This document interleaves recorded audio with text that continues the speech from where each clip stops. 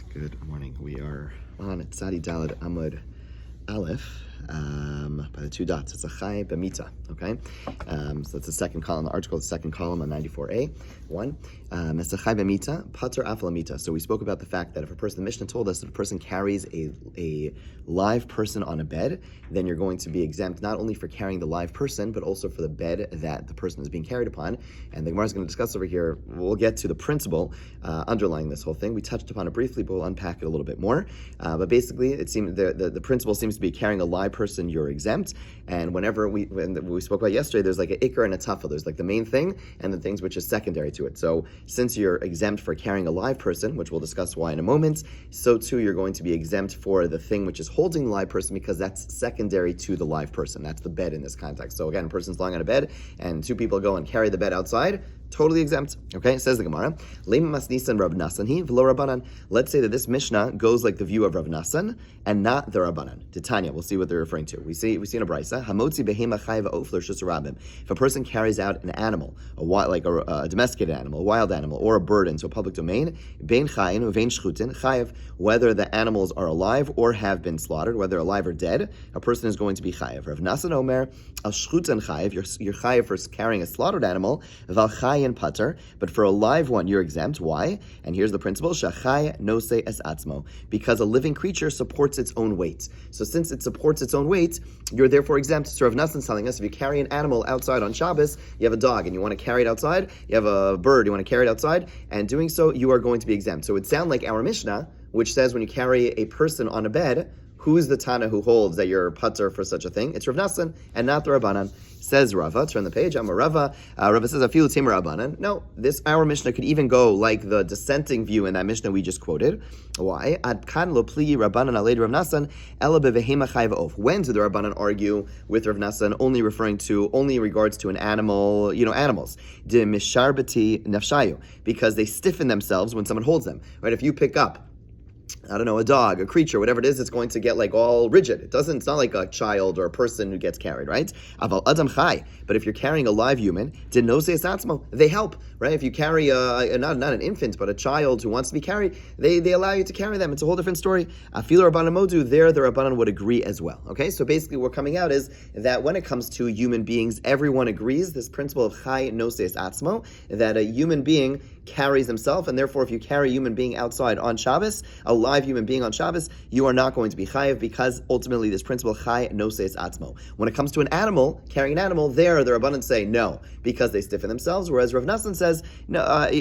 Still the principle of chai noses atzmo works. Okay, so let's pause and just understand this principle. At the end of the day, fine. Let's say it's true that a child, or carrying a live human being, they support you, like they help you. At the end of the day, you're still carrying something. Like, this is a very weird thing, right? So granted, it's different than carrying, this is dead weight, right? The Gemara is not doing anything, I'm just holding it, I'm carrying it entirely. I carry a person, so maybe, because they help, they can shift their body, whatever it is, so it's not as heavy because they're carrying themselves, but at the end of the day, I'm still carrying something. Like, why would we permit this on Shabbos? It seems very, very, very strange. So the way Tosfos understands it as follows. He says that, what's the principle, what's the source for learning, all the malachos? The source for learning all the malachos is, of course, the Mishkan.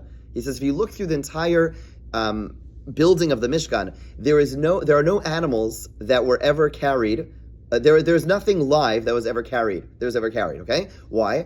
Because the animals that were used. Let's say you have some things like the chilazon. The chilazon died when it was taken out of the water. You have some of the animals that were used for its hides. They're animals they were able to walk, and so they never carry them. So in the entire building in the Mishkan, which again is the source for all the malachos, there are no carrying of any live things. Okay, so therefore Tosfos says, so once you have that, okay, so but that in and of itself is not enough, because there was no carrying of cell phones in the Mishkan, and still if you carry a cell phone on Shabbos outside, you're chayav. Why? Because there's no reason to distinguish between a cell phone and a rock or whatever, a piece of wood, right? They're the same thing. But if you find a reason to distinguish between them, if you find like a qualitative difference between, let's just say, a cell phone and a beam, then you'd say, oh, well, maybe it's different. And that's what's going on over here. In truth, carrying a human being or carrying an animal, at the end of the day, you're carrying something. But since there is this concept, the chai noses atzmo, that whereas when I carry like a beam, right, I'm carrying dead weight. When I carry a human being or an animal, maybe there's an element of it being a little different because they somewhat carry themselves. And therefore, what's going on over here is not chai noses atzma, and therefore, I'm not carrying anything. Of course I'm still carrying something. I'm carrying a 200-pound person. Of course, I feel it's heavy, right? Of course I'm carrying something. I can't carry this by myself. The point is that since since there is a qualitative difference in the sense that the person carries themselves to some degree, and it's not something we found in the Mishkan, that's why we're separating it into a category of its own and saying you're not chayiv in that case. Right? You see, fine. Okay, so let's go a little bit further. We'll discuss Rav Nassan's view a little bit more. Amar layer of Ada Barahava Larava V'haditznan. What about the following Mishnah that we learned? Ben Basera Matir Besus. Okay, so there is a halacha, you're not allowed to rent your animal to non-Jews before Shabbos. Why? Because you have an obligation for your animal to rest as well. Okay, that doesn't mean if your animal decides to go and do malacha, that's fine. But what you're supposed to prevent, you can't cause your animal. You're supposed to prevent your animal as best as you can from doing any malacha, right? So meaning the horse, the oxen were not able to carry the plows, etc., even if they're doing it on their own, you can't set that up on Shabbos. And for that reason, there was a prohibition against renting animals to non-Jews before Shabbos. For whatever reason, this decree is something which is not generally practiced for those who own animals and rent animals, and the Shulchan Aruch talks about why. But the bottom line is that was the decree that animals were not rented for Shabbos. However, Ben Basera Matir Besus, Ben Basera does allow renting a horse to a non-Jew for Shabbos. Okay, Vitanya, and we have a brayso explaining this Mishnah. Ben Basera Matir Besus. Ben Basera allows the horse. Why?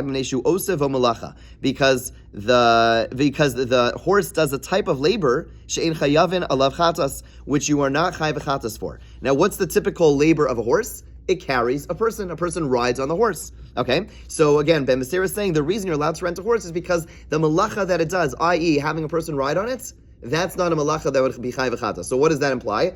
Chai noses atzmo, right? That the person carries themselves. Vam Rav Yochanan Ben Basera v'Rabbi Nassan amru davar echad. Rav Yochanan comes along and says Ben Basera and Rav Nassan, they are saying the same thing.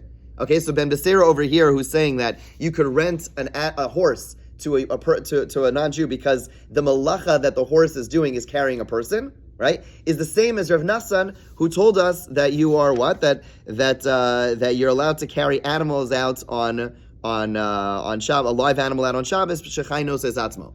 Okay, but the Gemara asks, okay, vi amris delo pli rabbanan leid Rav Nassan al bebehema chayva of. But if you want to say that the Rabbanan only disagree about animals, umishum misharbete nafshayu, because the fact that animals stiffen themselves, my area ben Basera Rav Nassan. Why is it that Rav Yochanan says that Ben Basera and Rav Nassan say the same thing? He should say Ben Basera and the Rabbanan say the same thing. In other words, let's go back for a second. We started off our discussion today with a brayso that had Rav Nassan saying you're allowed to carry live animals, okay? And we said, maybe the Rabbanan, and then we qualified them. We said that Rav Nassan and the Rabbanan are arguing about animals, but the Rabbanan agree that when it comes to people, you're allowed to carry people, that everyone agrees you're allowed to carry people. They only argue about, are you allowed to carry animals? But carrying people, everyone agrees, chai noses atzma would apply to people, right? That's what we established. It wasn't clear. Again, the brayso just said that Rav Nassan and the Rabbanan argue about animals, and we initially thought there's no difference between animals and people.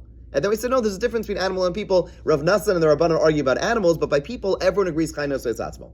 And now we bring in this new brayso where Ben Basera says that you're allowed to rent a horse to non-Jews because the horse carrying a person is not, you're not chai v'chatas. And then Rav Yochanan came along and said, Ben Basera, who allows renting the horse, which is going to carry a person, is saying the same thing as Rav Nassan, right? Now we said, now the Gemara says, wait a second. It sounds like Rav Yochanan, at least, is understanding that Ben Basera, that is understanding that Rav Nassan is Rav Nassan's the only one who says that chai noses atzma applies to a person. Or else he should have said, Rav Yochanan really should have said, based on what our Gemara just concluded, Rav Yochanan should have said that Ben Basera and the Rabbanan say the same thing. Because we just established, chai noses atzmo is going to be applicable to all people. It's only a debate by carrying animals. And yet over here, when it comes to carrying people, right, the horse is carrying people presumably, right? Rav Yochanan, for some reason, says that Ben Basera's view is only aligned with Rav Nassan, and he does not say it's aligned with the Rabbanan as well. The question is why, right? So it seems like we misinterpret, at least according to Rav Yochanan, he understands that only Rav Nassan allows carrying people and not the Rabbanan. Yeah? So it says the Gemara, Ki Amar Rav Yochanan, Bisusam Yuchala Ofos. No, you misunderstood the case of the horse. The case of the horse was a horse that carries birds. Okay, a horse that carries birds, and who allows carrying animals? Only Rav Nassan, and not the Rabbanan. Right? In other words, if we were talking about a horse that carries people, you're right. That would be something that even the Rabbanan would allow. And then the Rabbanan and Ben Basira be connected. But we're saying that that the horse that we're talking about over here is a horse that only carries animals, and that is something that only works for Rav Nassan. And the Gemara asks, wait a second, is there such a thing as a horse set aside for carrying animals only? Like if we're talking about a horse, presumably horses carry people. The Gemara says, yes, Ika Devei Vayadan, the bird hunters would have horses that carry these large birds. The bird hunters would have these horses would carry these birds of prey that would be carried by the horse, and that's the horse that we're talking about. So again, just to put all the pieces together, we stand with what we established above, and that is that the Rabbanan agree that when you carry a human, chai noses atzmo, and therefore you're not going to be chai v'chatas. When it comes to carrying animals, there Rav Nassan says chai noses atzmo for animals. The Rabbanan disagree, and then Ben Basira was talking about horses that are being used for carrying animals. Okay, and therefore, if Yochanan said, since we're talking about horses that carry only animals, therefore Ben Basira, who said that halacha, goes like Rav Nassan, who also only allows carrying animals. But if it was a horse that was used for people, then the Rabbanan would agree as well. Okay, fine. Let's go further. Rav Yochanan, umode Rav Nassan mekafos. Even though we said Rav Nassan allows a horse carrying animals, it basically says the chai noses atzmo applies to animals. If the animal is tied down, then we would agree that chai noses atzmo doesn't apply. Again, what's the whole idea of chai noses atzmo? That the animal or the person is kind of helping, right? It's basically like assisting in the carrying. But if the person is tied down or the animal is tied down, then everyone would agree chai noses atzmo does not apply. Right? Because chai noses atzmo, basically, if you tie up a person and then you carry them, are they going to be helping you? No, they're kind of stuck. It's only when they have some mobility, then they're able to move. So when Rav Nassan said chai noses atzmo, it's limited to a case where the person or the animal is going to be free. But if they're tied up, they're tied up and then we're carrying them, chai noses atzmo doesn't apply. Okay? Ask the Gemara, Amar le Rav Ada bar Masna le Abaye, around 94a3. Vaha hani parsai, but those Persian riders, keman dechfise damu, they're comparable to a person who is tied up. Okay, why Persian? What do we have against Persian people riding horses? Persian people would wear these like very elaborate, we'll call them skirts, like robes that basically made mobility was very, very hard for them. Okay, so it's like, I don't know if you ever, you wear like very tight items, you can't really move around. So they would ride horses and they would wear very, very tight items. So it's like they're tied up, right? So those people should be. Those people should be like they're tied up. However, Amar Rav Yochanan, Ben Basira Rav Nassan Amar Davar Echad, that Ben Basira Rav Nassan said one thing, and they did not distinguish between, basically we said that there is no issue when any riding of horses, even if you have these Persian people riding horses, we still say that chai noses atzmo, and yet you're trying to tell me that when a person's tied up, then chai noses atzmo doesn't apply, and yet we see from the statement of Rav Yochanan that Rav Nassan would say chai noses atzmo would apply even by the Persian riders, right? So what's going on? So Hassan, the Gemara says, Remus rucha hu denakale lehu. It's only out of their arrogance that they choose this particular way of riding, okay? Meaning, it's not something which is innate. It's not like they can't move. It's like they don't move. In other words, in their culture, the Persians would walk slowly and walk stiffly and basically like move, like not even go on the floor. They would only ride on horses. But this, he says, is a sign of their arrogance. It's not that they can't. I'll prove it to you, he says. Dahu Pardashka. There was a Persian officer, Derasach Malka Ilave, who the king got angry about. Virahi Tlasa Parse Bechare. And he ran 3 parsos, a very long distance by foot, to get away from the king's troops. In other words, push comes to shove, a Persian could run. It just, even though they're in a robe. If you needed to run, they would run. Don't worry about it. In other words, yes, it's true. We don't see them being very mobile. We see them walking very stiffly and very whatever, not even moving at all. But that's just happenstance. It's just because they want to put on a certain look. But at the end of the day, if their life came down to it, they would run, and therefore we don't consider it to be tied up. And therefore, yes, it's true. If a person is truly tied up, then chai noses atzmo does not apply.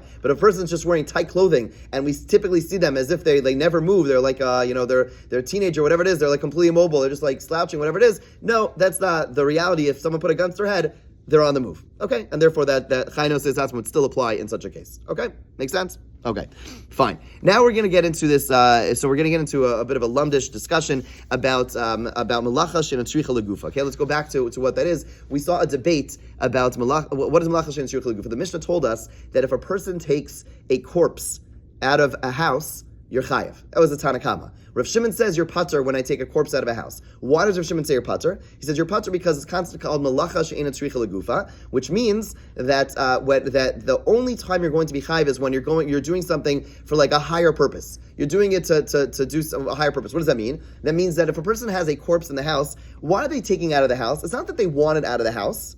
They just don't want it in the house, right? It's getting, old, it's decaying, right? Keep in mind, they have air conditioning, whatever it is, basically have a corpse in the house, it's uncomfortable. So the person wants to take the corpse out of the house, not because they're bringing it somewhere, but because they just don't want it in the house. Rav Shimon says, that's malacha she'eina tzricha legufa. I'm not doing it, meaning, as opposed to, let's say I take a chair out of my house. Why am I taking the chair out of the house? Because I want to sit outside.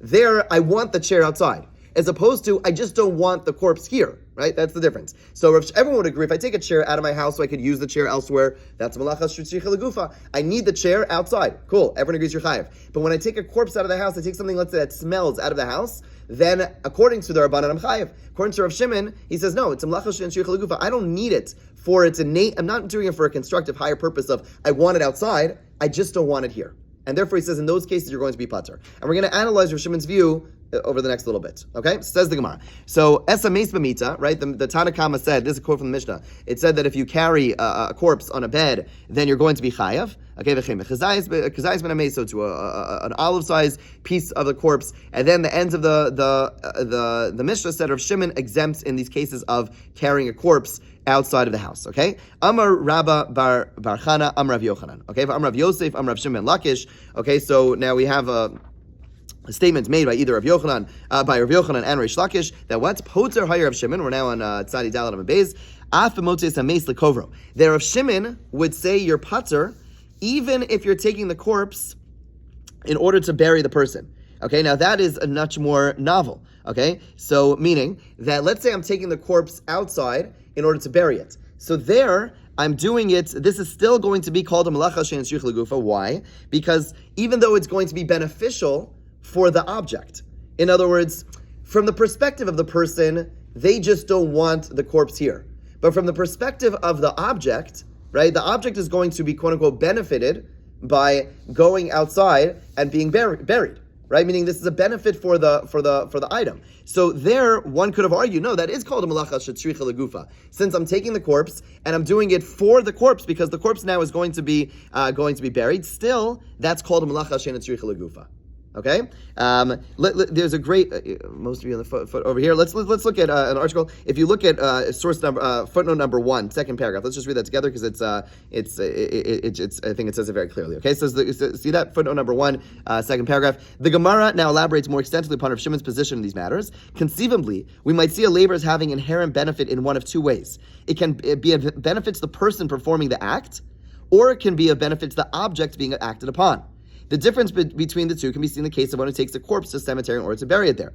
Seen from the perspective of the person carrying the body, the act is not of inherent benefit to him. He's merely trying to rectify an undesirable situation that happened to befall him, the presence of a corpse in his house, by removing the body for burial. However, seen from the perspective of the corpse, however, the act is of inherent benefit, for burial serves its need and enhances its condition. For the body, it's beneficial. Right? The body, so to speak, wants to, it's not alive, but it wants to be buried, okay? One might have supposed then that Rav Shimon exempts only when the act is devoid of inherent benefit from both angles. Such, for example, is a situation when carries a corpse to a public domain and leaves it there. Here, no benefit at all accrues to the corpse, and from the live person's perspective, he has merely rectified an undesirable situation. He has not achieved anything inherently positive, right? Our Gemara asserts, however, that Rav Shimon goes farther than this, and it can exempt even when the malacha benefits the object being acted upon. That is, even when the person takes the corpse out for burial, where the act is of inherent benefit to the corpse, still Rav Shimon exempts the perpetrator, since that from the person's perspective, he has merely resolved an adverse situation, right? So when a person is taking, right, so there's two perspectives. There's the perspective of the person doing the act, there is the object being acted upon. So Rav Shimon, until now we said, okay, the guy doesn't want it in the house. Of course, that's Rav Shimon's view. That's a malacha she'eina tzricha legufa. But now we're saying when a person doesn't want it in the house, but from the object's perspective, I'm taking it outside so it will be buried. From the object's perspective, there is a benefit. Still, Rav Shimon says you're pater in that case. Okay? So now we go a little bit further. Amar Rava. Says Rava, Umod Rav Shimon b'mar lachbar bo. And when a person goes outside, takes a hoe to dig with it, a type of shovel to dig with it, the Sefer Torah likros bo, or takes a Torah to read from it to chayiv, that you'd be chayiv in those cases. Okay, so now we're saying the opposite. We're saying, when does Rav Shimon say you're chayav? If I take a Sefer Torah outside because I want to read it outside, meaning there's a group of people gathered outside, there's a minyan outside of my courtyard, and I want to read from the Torah, and I take the Torah outside to read from it, there I will be chayav. That's a malacha shetricha legufa because it's beneficial to me, right? So where it says pshita, of course. Diyaha nam malacha shen shetricha legufa, right? If that would not be, if that would also be called a malacha, which is not needed for its defined purpose, ella malacha shetricha legufa, the Rabbi Shimon hekhem mishkachasla, where would you ever find a case where there is a malacha shetricha legufa? So when it says ma'odatema, I would have thought adiika legufo ulegufa. I would have thought that according to Rav Shimon, I would need an act which is both beneficial for me, the one doing the malacha, and the object. Okay, meaning kigon mar lasos lotas v'lachbar. For example, a person takes out the shovel in order to make a plate for it, meaning to fix the shovel and to dig with it, or a sefer Torah la'agia v'likris bo. And the sefer Torah, I take it outside to fix it and to read from it, right? Kamash Malan, we're saying that's not the case. In other words, within Rav Shimon's view, you could have thought that the only time you're going to be chayiv, let's take the Sefer Torah case. The only time you'd be chayiv is when I'm taking it out because A, I have a benefit for it, I want to read it outside, and at the same time I'm going to be fixing it. What's that beneficial for? The Torah, right? Meaning, similar to, let's say, the burial case. The only time I'm going to be chayiv is when I take, I want it out, I dafka want it outside. Okay, meaning it's not that I just don't want it here. I want to specifically bring it outside, and it's going to be beneficial for the object itself. I would think I need both, according to Rav Shimon. The Gemara is saying no. As long as it's beneficial to the person doing the action, even if it's not beneficial to the item, I'm going to be chayiv. Right? So in other words, I could have thought Rav Shimon would say, I need to take the Sefer Torah out because I want to read it outside and I want to fix it. Only then, because then there's a benefit to me, the actor, and the object being acted upon, because I'm fixing it and I'm reading from it. Kamash Malan, we're saying, no, Rav Shimon says, you're chayiv, even if it's just beneficial to me, the one doing the action, then I'm going to be chayiv. So again, according to Rav Shimon, a malacha shetricha legufa, a malacha that you're going to be chayiv for, is when I want the item outside. Okay, that's called a malacha shetricha legufa. I don't need to go so far as say I want it outside and it's beneficial for the item as well. That's too far. But just going back to the earlier case, when it comes to, let's say, burial, there we say even though it's beneficial to the item, but it's not beneficial to me, that's not a malacha shetricha legufa. And there, Rav Shimon would say, in a case where I want something outside, for sure I'm going to be pater. Right? I just don't want it in my house, for sure I'm pater. That's easy malacha in a shetricha legufa. Rav Shimon would say you're pater. Even in a case where it's beneficial to the item, right? Still, Rav Shimon would say you're pater in that case. Like again, the case where I'm taking a corpse out to be buried. The only reason I just don't want it here. The burial is beneficial for the object. That's not enough. But when it's beneficial for me, then Rav Shimon would say I'm going to be chayiv. Okay? We'll discuss Rav Shimon further. At least not live, but Max will discuss Malach Shetricha Legufa further tomorrow. Have a great day. Take care.